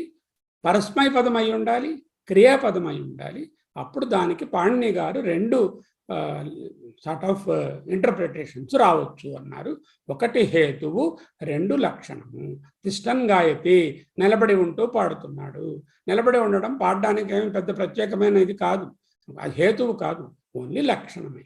అలాగే అకుర్వన్ విహితం కర్మ అంటే విహిత కర్మలు చేయకుండా ఉన్నవాడై, అంటే అటువంటి లక్షణము కలిగిన వాడై. అలా చేయకపోవడం వల్ల వస్తుందని చెప్పకూడదు, అది హేతువుగా చెప్పవద్దు, అది లక్షణంగా చెప్పండి అంటూ అక్కడ వాళ్ళకి చెప్పారు. నిందితం చ సమాచారం, విహిత కర్మలను చేయకుండా ఉండే లక్షణము కలిగిన వాడు నిందితమైన కర్మలలో పడతాడు కాబట్టి దాని వలన నరహ పతనం రుచ్యతి. అటువంటి వాడికి ఇంకో సెంటెన్స్ కూడా చెప్పారు. ప్రసక్తం చ ఇంద్రియార్థేషు, ప్రసక్తన్ అంటే బాగా వాటితో ఇంద్రియ లోలుపత్వంతో ఉండడం. ప్రసక్తన్ అనేటటువంటిది, సమాచరన్ అనేటటువంటివి కూడా శత్రు ప్రత్యయాలే. ఈ సమాచరన్, ప్రసక్తన్ అనే శత్రు ప్రత్యయాలు హేతువులు. వేరేజ్ అకుర్వన్ అనేటటువంటిది లక్షణము, హేతువు కాదు.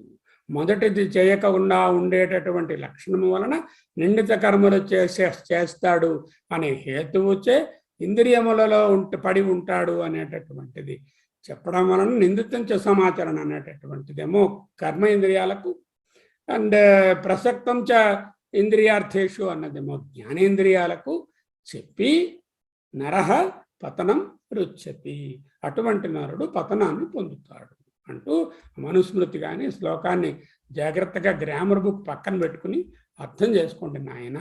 ఊరికే అకుర్వన్ విహితం కర్మ నరహ పతనం రుచ్యతి అని చెప్పవద్దండి, అది లక్షణము మాత్రమే అంటూ గ్రామటికల్గా వాళ్ళని క్రాస్ చేశారు. ఓరి వెర్రివాడా, అది హేతువు కాదురా, లక్షణం రా, సూచన మాత్రమేరా. విహితమైనవి చేయకుండా ఉంటూ నిందితం చ సమాచారం, నిందిత కర్మలు చేస్తే అదేమిటండి? రెండు చెప్పారుగా పాణిని గారు. మీరెందుకు సడన్ గానేమో అది హేతువు కాదు లక్షణం అని మీరు ఎలా చెప్తారు? మీకు ఎలా తెలిసింది అది లక్షణం అని? చూడండి, సీ దేర్. మేము హేతు అంటామండి, ఏమిటండి మీ అబ్జెక్షన్ అని వాళ్ళు ఇచ్చారు. నాయన అకుర్వన్ అంటే చేయకపోవడం కదా, చేయకపోవడం అంటే అభావము కదా, అభావానికి ఫలితము లేక భావము పుట్టదు కదా. అభావాత్ భావోత్పత్తి నా ఉపపత్తి, అభావమునకు భావము ఉత్పత్తి అవడము నా ఉపపత్తి యుక్తియుక్తము కాదు కదా. అంచేత దీనిని లక్షణంగా తీసుకుంటే, అంటే విహిత కర్మలను చేయకపోవడం అనే లక్షణము కలిగి ఉంటే, నిందితం చ సమాచరణ అనేటటువంటిది అది చేసేటటువంటిది కాబట్టి పాజిటివ్, కాబట్టి దానికి ఫ్రూట్ ఉంటుంది. చేయకపోవడం అనే దానికి అభావము, అభావానికి ఫ్రూట్ ఉండదు, అభావానికి ఫలితము పుట్టదు, ఫలితము లేక భావము పుట్టదు. అభావాత్ భావోత్పత్తి నా ఉపపత్తి, not tenable, it is not possible, అది యుక్తియుక్తము కాదు. అలాగని చెప్పామనుకోండి, మీరు మొదటిది కూడా మీరు లక్షణం కాదండి ఇది హేతువే అని చెప్పారనుకోండి, అభావమునకు ఒక ఫలితాన్ని రాయాలి. ఏమిటి అభావము? విహిత కర్మలను చేయకపోవడము అనేటటువంటి అభావంలోంచి ప్రత్యవాయం అనేటటువంటి ఒక దోషము పుట్టాలి, అభావంలోంచి దోషం పుట్టాలి, అభావంలోంచి భావము ఉత్పత్తి ఇవ్వాలి. అది వీలవదు. అలా చెప్తే ఏమవుతుంది? సర్వప్రమాణ వ్యాకోప, అన్ని ప్రమాణాలు పూర్తిగా వ్యాకోపము చెందుతాయి. వ్యాకోపం అంటే పూర్తిగా త్రోసిపుచ్చబడతాయి, అంటే అది అన్ని ప్రమాణాలకు గొడ్డలి పెట్టు. కాబట్టి మొదటి మాట అవి అకుర్వన్ విహితం కర్మ అనేది లక్షణమే గాని హేతువు కాదు. నిద్రలో అభావం ఉంది కదండి, అప్పుడు నిద్రలో శూన్యం ఉంది కదా, మరి శూన్యంలోంచి మళ్ళీ పొద్దున్న లేచిన తర్వాత నాకు బాగానే ఉన్నానని చెప్తాడు కదా, అభావంలో కూడా భావం వస్తుంది కదా. నాయన, నిద్రలో శూన్యము కాదు ఉన్నది, ఆ శూన్యం ఉన్నదని చెప్పేటటువంటి నేను చైతన్యం అన్నది ఉన్నది, ఆ చైతన్యమే బాగా నిద్రించాను చెప్తున్నటువంటి నేను ఉన్నది, అది అభావము కాదు. నేను ఎప్పుడూ స్వభావమే, నేను అభావమై ఉండదు. ఆ నేననేది లేనటువంటి పరిస్థితే లేదు. నువ్వే ఆ నేను రకరకాలని చెప్పుకుంటున్నావు. నేను లేకపోవడం అంటూ ఉండదు. అది జాగ్రత్తలోను, స్వప్నంలోను, తురియంలోను, ఈ మూడిటిలోను, in and through all the states that నేను ఆర్ ద సాక్షి చైతన్య is ever present. So don't say in సుషుప్తి నేను అనే శూన్యం ఉన్నది అని చెప్పవద్దండి. అది శూన్యవాదులు, బౌద్ధులు చెప్పేది, మీమాంసకులు అలా మాట్లాడొద్దు చెప్పారు. అతః దేర్ఫోర్ కన్క్లూషన్ ఏమిటి? అయత్నతః స్వాత్మని అవస్థానం నా, అంటే ప్రయత్నము లేకుండా ప్రత్యేకమైనటువంటి సాధనా చతుష్టయము, వివేకము, వైరాగ్యము, మొత్తం షట్క సంపత్తి అన్నీ లేకుండా, సాధన పంచకంలో చెప్పిన 40 స్టెప్స్ లేకుండా, ఏ ప్రయత్నము లేకుండా స్వ ఆత్మని, తన యొక్క ఆత్మయందు అవస్థానం ఉండటము నా వీలు పడదు. మీరు చెప్పారుగా సూక్ష్మంలో మోక్షమని, అయత్నతః మోక్షమని, అయత్నతః మోక్ష అని. That is not possible. అయత్నతః స్వాత్మని అవస్థానం. అతః therefore with the above discussion it is not possible అంటూ ఆయన చెప్పారు. ఇక్కడితో ఈ పార్ట్ మనం స్లైడ్లు అయ్యాయి. ఒకసారి భాష్యాన్ని కూడా చూద్దాం. ఆయన అంటాడు, అందులో ఉన్న మాటలే తీసుకుందాం. పూర్వపక్షం వాళ్ళ ఇక్కడి నుంచి చదువుదాం. ఇష్టానిష్ట ఫలానాం అంటే ఇష్టఫలములు, అనిష్ట ఫలములు అంటే పుణ్యఫలములు, పాప ఫలములు. అనారబ్ధానాం ఆరంభింపబడని వాటిని అంటే సంచితములను క్షయము చేయడానికే నిత్య కర్మలు ఉన్నాయి. ప్లేట్ మార్చేశారు. ప్రత్యవాయం కాదండి, సంచిత కర్మల్ని నాశనం చేసేస్తాయి. ఇప్పుడు అంటున్నారు అకరణే ప్రత్యవాయ శ్రవణాత్, చేయకుండా ఉంటే ప్రత్యవాయం వస్తుందని విన్నాం కదండి, శృతి చెప్పింది కదా. ప్రత్యవాయ శబ్దం అంటే ఏమనుకున్నారు మీరు? అనిష్ట విషయ, అదేమి హ్యాపీ ఫ్రూట్ కాదు, అనిష్ట విషయం, అనిష్ట ఫలం అంటే దుఃఖము. నిత్య అకరణ నిమిత్తస్య, నిత్య అకరణం అంటే చేయకపోవడం వలన, ఆ కారణం వలన, నిమిత్తం వలన ప్రత్యవాయస్య, ప్రత్యవాయము కలుగుతుంది. అది ఎటువంటిది? దుఃఖరూపము కలిగినది. అది ఆగామిన, ముందు రాబోయేది వస్తుంది. అది పరిహార్థాన్ని నిత్యాన్ని ఇది ఉపగమాత్, ఇది ఆ దాని పరిహారార్థం కోసం, అంటే ప్రత్యవాయాన్ని పరిహారము చేయడము కోసము నిత్య కర్మలను చేయవలెను. నిత్య కర్మలను చేయకపోతే దుఃఖరూపమైనటువంటి ప్రత్యవాయము ముందు రాబోతోంది అని అప్యుపగమా. That was your stand point. నా అనారబ్ధ ఫలక్షయార్థం, this was never your stand point. అనారబ్ధ ఫలములను క్షయము చేస్తుంది అనే స్టాండ్ పాయింట్ మీరు ముందు చెప్పలేదు కదా. యువర్ టెల్లింగ్ ప్రత్యవాయ శ్రవణాత్ అంటే అకరణే ప్రత్యవాయ శ్రవణాత్, అకరణం చేయకపోవడం వలన ప్రత్యవాయము కలుగుతుందనే శృతి వినిపిస్తోంది, మనకి చెప్తోంది. కానీ మనకి ఈ విధముగా అనారబ్ధ ఫలములను క్షయం చేస్తుందని ఇప్పుడు చెప్పలేదు. ప్రత్యవాయం అంటే ఏమిటండి? ప్రత్యవాయం నెగటివ్ ఫ్రూట్, ఇట్ ఈస్ దుఃఖం, దుఃఖరూపం, ఆగామిన. అది నిత్య అకరణ నిమిత్తస్య, నిత్య కర్మలను అకరణం చేయకపోవడం వలన వస్తుంది. ఇది అభ్యుపగమాత్ అంటే that was the stand point. From your stand point this is what is the పూర్వమీమాంస సేస్, బట్ నాట్ అనారబ్ధ కర్మ ఫలక్షయార్థాన్ని, అనారబ్ధ ఫలములను క్షయము చేస్తుందని కాదు. అది ఇక్కడి నుంచి వచ్చిందండి, కొత్త కాన్సెప్ట్ మళ్ళీ పట్టుకొస్తున్నారు. యదినామా అంటే ఏం చెప్పుకున్నాం? యదినామా అంటే సపోజ్, అంటే అభ్యుపగమ ఉపేత్యవాద. అంటే యదినామా అంటే it is not correct, but for a moment let us accept it as true and then discuss and throw it away. అటువంటి situation. Supposing what you said is right, యదినామా supposing what you said is right. అనారబ్ధ కర్మ క్షయార్థాన్ని నిత్యాని కర్మాణి, అనారబ్ధ కర్మలు సంచిత కర్మలు, వాటి క్షయము వాటి అర్థాన్ని దానికోసము నిత్యాని కర్మాణి, నిత్య నైమిత్త కర్మలు అని అంటే తథాపి even then in that stand point also అశుద్ధం ఏవ క్షపయేయు, పాపమే నాశనము చేయబడుతుంది, చెరుపబడుతుంది.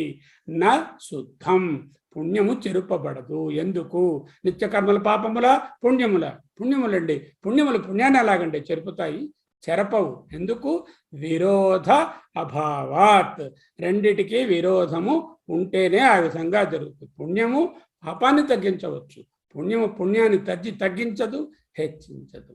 నా హి ఇష్టఫలస్య కర్మణ శుద్ధరూపత్వాత్, హి ఏలనన ఇష్టఫలస్య అంటే పుణ్యకర్మల యొక్క ఫలస్య కర్మణ వాటి తాలూకా ఫలితములు శుద్ధరూపమైనవి. నిత్యై విరోధ నా, నిత్యకర్మలు పుణ్యకర్మలే.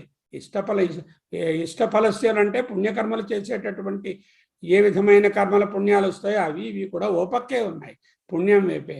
నా ఉపపద్యతే, not tenable, it is not acceptable, యుక్తియుక్తము కాదు.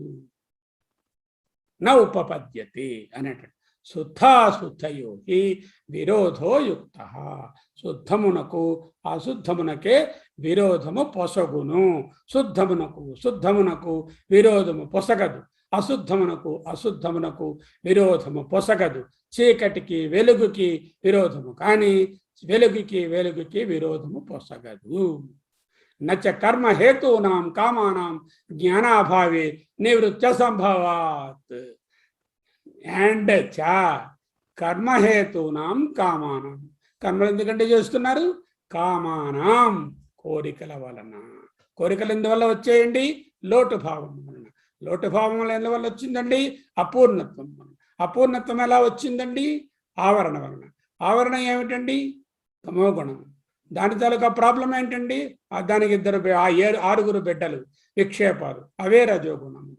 వాటి వలన కర్మహేతూనాం కామానాం వెన్ జ్ఞాన అభావే, జ్ఞానము లేనప్పుడు, అంటే అజ్ఞానంలో ఉన్నప్పుడు, అంటే ఆత్మజ్ఞానము లేని స్థితి యందు కర్మలకు కారణమైన కామనలు తొలగుట కర్మహేతునాం కామానాం నివృత్తి అసంభవాత్.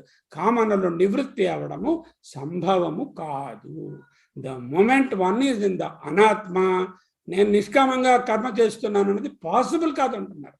He is just saying it is impossible to be in the నిష్కామ కర్మ once you are with the anatma. The moment you are an anatma, whatever karma you do, some amount of fruit will come, whether you like it or not, and there will be kamya karma. Karma hetunam kamanam. Karmaka hetu emiti kamamu, korika. Kamam ante laingika sambandhamu kaadu, ఏ కోరికైనా కామము. ఈ కామము జ్ఞాన అభావే, జ్ఞానము లేని స్థితిలో, ఆత్మజ్ఞానము లేని స్థితి యందు నివృత్తి అసంభవాత్. కర్మలకు హేతువులైనటువంటి కోరికలు పూర్తిగా తొలగుట అసంభవము కనుక అశేష కర్మ క్షయ ఉపపత్తి. సకల కర్మలు క్షయమగుట, అశేష కర్మ క్షయ ఉపపత్తి న సంభవాత్, అసంభవము. సకల కర్మలు క్షయమయ్యి కర్మ బ్యాలెన్స్ జీరోకి రావడం అనాత్మస్థితిలో కాదు. ఎప్పుడైతే అవుతుంది? ఎప్పుడైతే అనాత్మస్థితిలో నుంచి ఆత్మస్థితిలోనికి వస్తాడో, ఎప్పుడైతే పూర్ణత్వాన్ని పొందుతాడో అప్పుడు ఆప్తకాముడు అవుతాడు. ఆప్తకాముడే ఆత్మకాముడు. అప్పుడు కర్మలు చేయడు. నైష్కర్మ్య సిద్ధి. నైష్కర్మ్య సిద్ధి జరిగితే ఫలములు ఉండవు. ఫలములు లేకపోతే అన్ని కర్మ ఫలాలు క్షయమైపోతాయి. అప్పుడు వాడికి మోక్షము, పునరావృత్తి ఉండదు. అనాత్మవిద అంటే హి కామ అనాత్మ ఫల విషయత్వాత్. అనాత్మవిద అంటే ఎందుకంటే కామనలలో విషయం అయ్యేది ఏమిటి? కామలకు కారణం ఏమిటి? అనాత్మ. అనాత్మయకు కర్మఫలమే దానికి విషయం. కామనలలో విషయం అయ్యేది అనాత్మ కదా. కామనలు ఆత్మకు లేవు కదా. ఆత్మ కామం కాదు కదా. ఆత్మలో కామములు ఉండవు కదా. ఇది కావాలి అని ఆత్మ కోరుకోదు కదా. ఆత్మ పూర్ణుడు కదా. ఆత్మ పరిపూర్ణము కదా. ఆత్మ నిండు కదా. అటువంటి నిండుదనంలో కోరిక ఉండదు. అనాత్మలోనే కోరిక ఉంటుంది. అదే కర్మఫలం. కామన ఆత్మజ్ఞానము లేని వానికి మాత్రమే ఉండును. అనాత్మవిద అంటే ఆత్మజ్ఞానం లేనివానికి మాత్రమే కామ అనాత్మ ఫల విషయత్వాత్ హి. అనాత్మ ఫలమునకు విషయమయ్యే కామనలు ఓన్లీ అజ్ఞానంలో ఉన్నవారికే, విధులు కాని వారికే ఉంటుంది. అయితే కాంట్రాస్ట్ ఏమిటండి? స్వాత్మనిచ అంటే స్వాత్మలో ఉన్నవారికి కామ అనుపపత్తి నిత్యప్రాప్తత్వాత్. కామ అనుపపత్తి. అనుపపత్తి ఉపపత్తి యుక్తియుక్తము. అనుపపత్తి యుక్తియుక్తము కాదు. కామన యుక్తియుక్తము కాదు. ఎందుకు? నిత్యప్రాప్తత్వాత్. స్వాత్మలో ఉన్న వాళ్ళకి అన్ని ప్రాప్తమయ్యే ఉన్నాయి కదా. లోటు లేదు కదా. లోటు భావము లేదు కదా. పూర్ణత్వము కదా. పూర్ణత్వములో ఇక కోరిక ఏమిటి? ఉండదు. తన ఆత్మస్వరూపము నిత్యము ప్రాప్తమయ్యే ఉన్నది కనుక దానిని గురించి కామన సంభవము కాదు. అంటే ఏంటంటున్నారంటే, మీరు కోరికలు ఉండవన్నారు కదా, మరి మోక్షం కూడా ఒక కోరికే కదా. ఆ కోరిక అనరా దాన్ని? అది కామం కదా అంటున్నారు వాళ్ళు. అంటే నాయన, ఆత్మలో ఉండడం అనేటటువంటిది కామనలు లేకపోవడం వల్లనే జరుగుతుంది. ఆత్మలో ఉండడం ఉన్నప్పుడు అన్నీ నిత్యము ప్రాప్తమయ్యే ఉన్నాయి. అది కోరవలసినది కానీ, కోరబోయేది కానీ, కోరుకునే వెలితి కానీ ఉండని స్థితి. అది కామన కాదు. మోక్ష ఇచ్చ కామన కాదు. మోక్ష ఇచ్చ అని ఊరికే ఇచ్చ అంటాం కానీ మోక్ష ఇచ్చ అంటే జ్ఞానము. జ్ఞానము కామన కాదు. ఎందుకు? స్వాత్మని తన సొంత ఆత్మలో స్వరూపములో ఉన్నప్పుడు కామ అనుపపత్తి. కామములు యుక్తియుక్తము కాదు. ఎందుకు? నిత్యప్రాప్తత్వాత్. He is ever present in the Purnatma, and there is no reason for having any trace of emptiness or apurnatva in that. Purnamadaha Purnamidam. He becomes that Purnam is this Purnam or this Purnam. Swayam cha Atma Parabrahma iti Uktam. Din artham emiti? Atmaye Parabrahmamu. Anaga Swarupame పరబ్రహ్మము. స్వరూపమే ఆత్మ. ఆత్మయే పరబ్రహ్మము. నిత్యానంచ అకరణం అభావ. నిత్యకర్మలు చేయకుండా ఉండడం అన్నదే అది అభావం, అంటే శూన్యం. చేయకపోవడం అనేది ఏం లేదు, చేయకపోవడం కదా. తతః ఏదైతే అభావమైనదో శూన్యమైనదో దాని నుంచి భావరూపముగా ఒక ఫలితం ఎలా వస్తుందండి? ప్రత్యవాయ అనుపపత్తి. ప్రత్యవాయము పుట్టుట యుక్తము కాదు, సంభవము కాదు. ఎందుకు? అభావము నుంచి ఏది రాదు. From nothing comes. Okay, from something only something comes. From nothing can be done. That is what we know. So నిత్య కర్మలు చేయకపోవడం అనేటటువంటిది అభావం. అభావము నుంచి ప్రత్యవాయము పుడుతుంది అని చెప్తున్నారే, దట్ ఈస్ నాట్ పాసిబుల్. ఇత్యతః ఇందువలన ఇంతవరకు చెప్పిన పూర్వ ఉపచిత దురితేభ్య ప్రాప్యమాణాయ ప్రత్యవాయ క్రియయా నిత్యాకరణం లక్షణం ఇది. అంటే నిత్య కర్మలు చేయకుండా ఉంటే పూర్వ పాపములు ఉన్నాయి కదా, సంకల్పంలో చెప్పుకుంటున్నాం కదా, నా తాలూకా మమ ఉపాత్త దురిత అన్నీ చెప్పుకుంటున్నాం. ఎన్నో జన్మల నుంచి చేసిన దురితముల నుండి అవన్నీ పోవడానికి ఈశ్వర ప్రాప్తి కోసము, ఈశ్వర అనుగ్రహం కోసము ఈ పూజ చేస్తున్నాము. ఎప్పుడైతే నిత్యకర్మ చేయలేదో ముందు చేసిన పాపముల మూట ఉన్నది, దానిని కప్పేటటువంటి శక్తి లేదు. అవి ఇప్పుడు మనకి కనిపిస్తాయి. అంతేకాని ఈ నిత్యకర్మ చేయకపోవడము అనేటటువంటిది ఒక క్రొత్త ప్రత్యవాయాన్ని పుట్టిస్తుంది అని చెప్పవద్దు. అలా కాదండి, మీరు ఎలా అలా అంటారు? చూడండి, మనుస్మృతిలో రాశారు, అకుర్వన్ నీచం కర్మ శ్లోకాన్ని చూపించారు. నాయనా, అది శత్రు ప్రత్యయము. ఆ శత్రు ప్రత్యయంలో 2 రకములు ఉంటాయి. ఒకటి ఏమిటంటే లక్షణము, రెండవది హేతువు. శత్రు ప్రత్యయమునకు లక్షణార్థము సంభవము గనుక అని వాళ్ళు అంటున్నారు. ఆ లక్షణము పొసగదు. అభావము నుండి భావం పుట్టుట అనేటటువంటి దారుణమైన స్థితి వస్తుంది. దానిని అది సర్వప్రమాణ వ్యాకోపహ, అన్ని ప్రమాణాలకి గొడ్డలి పెట్టు అవుతుంది. ఇందువలన కర్మానుష్ఠానము జ్ఞానాయాసము లేకుండా, అంటే సాధన షట్క సంపత్తి వివేక వైరాగ్యాలు లేకుండా అత్యంత ప్రయత్నంతో సునాయాసంగా జ్ఞానము రాదు. నిలిచి ఉండుట సంభవము కాదు. అది సంభవం అనే వాదము అయత్నేన స్వాత్మని అవస్థానం అన్నారు కదా మీరు, అయత్నత స్వాత్మని అవస్థానం అని. కనుక దేర్ఫోర్ అయత్నత, ప్రయత్నము లేకుండానే ఏదో మన రొటీన్ పనులు మనం చేసేసుకుంటూ ఉంటేనే, మన నిత్యకర్మలు మనం చేసేసుకుంటూ ఉంటేనే మోక్షం వచ్చేస్తుంది అని మీరు చెప్పారే, ఇది అనుపపన్నం. That is not tenable, that is not possible. అది యుక్తియుక్తము కాదు. ఇక్కడ పూర్వపక్షం మళ్ళీ వస్తుంది. తర్వాత రెండో పార్ట్, అంటే స్వర్గం అంటే చెప్పారు కదా, అధికంగా కర్మలు చేసేయండి. ఆ కర్మలు చేస్తే అధికమైన ఫలాలు వచ్చేస్తాయి. ఆ ఫలాలు పుణ్యఫలాలే నిరతశయంగా ఉంటాయి. ఆ నిరతశయ ప్రీతియే స్వర్గము, అంతకుమించి మోక్షం వేరే లేదని ఇంకొక వాదన వాళ్ళు ఉన్నారు కదా, వాళ్ళని ఖండించారు. ప్రాభాకరుల్ని ఖండించారు. ఆ రెండో గ్రూప్ వాళ్ళను వచ్చేసారి ఖండించుకుందాం. ఇంతవరకు మీకు అర్థమైనది అనుకుంటాను. ఒకవేళ అర్థం కాని విషయం ఏదైనా ఉంటే అడగండి, మాట్లాడు.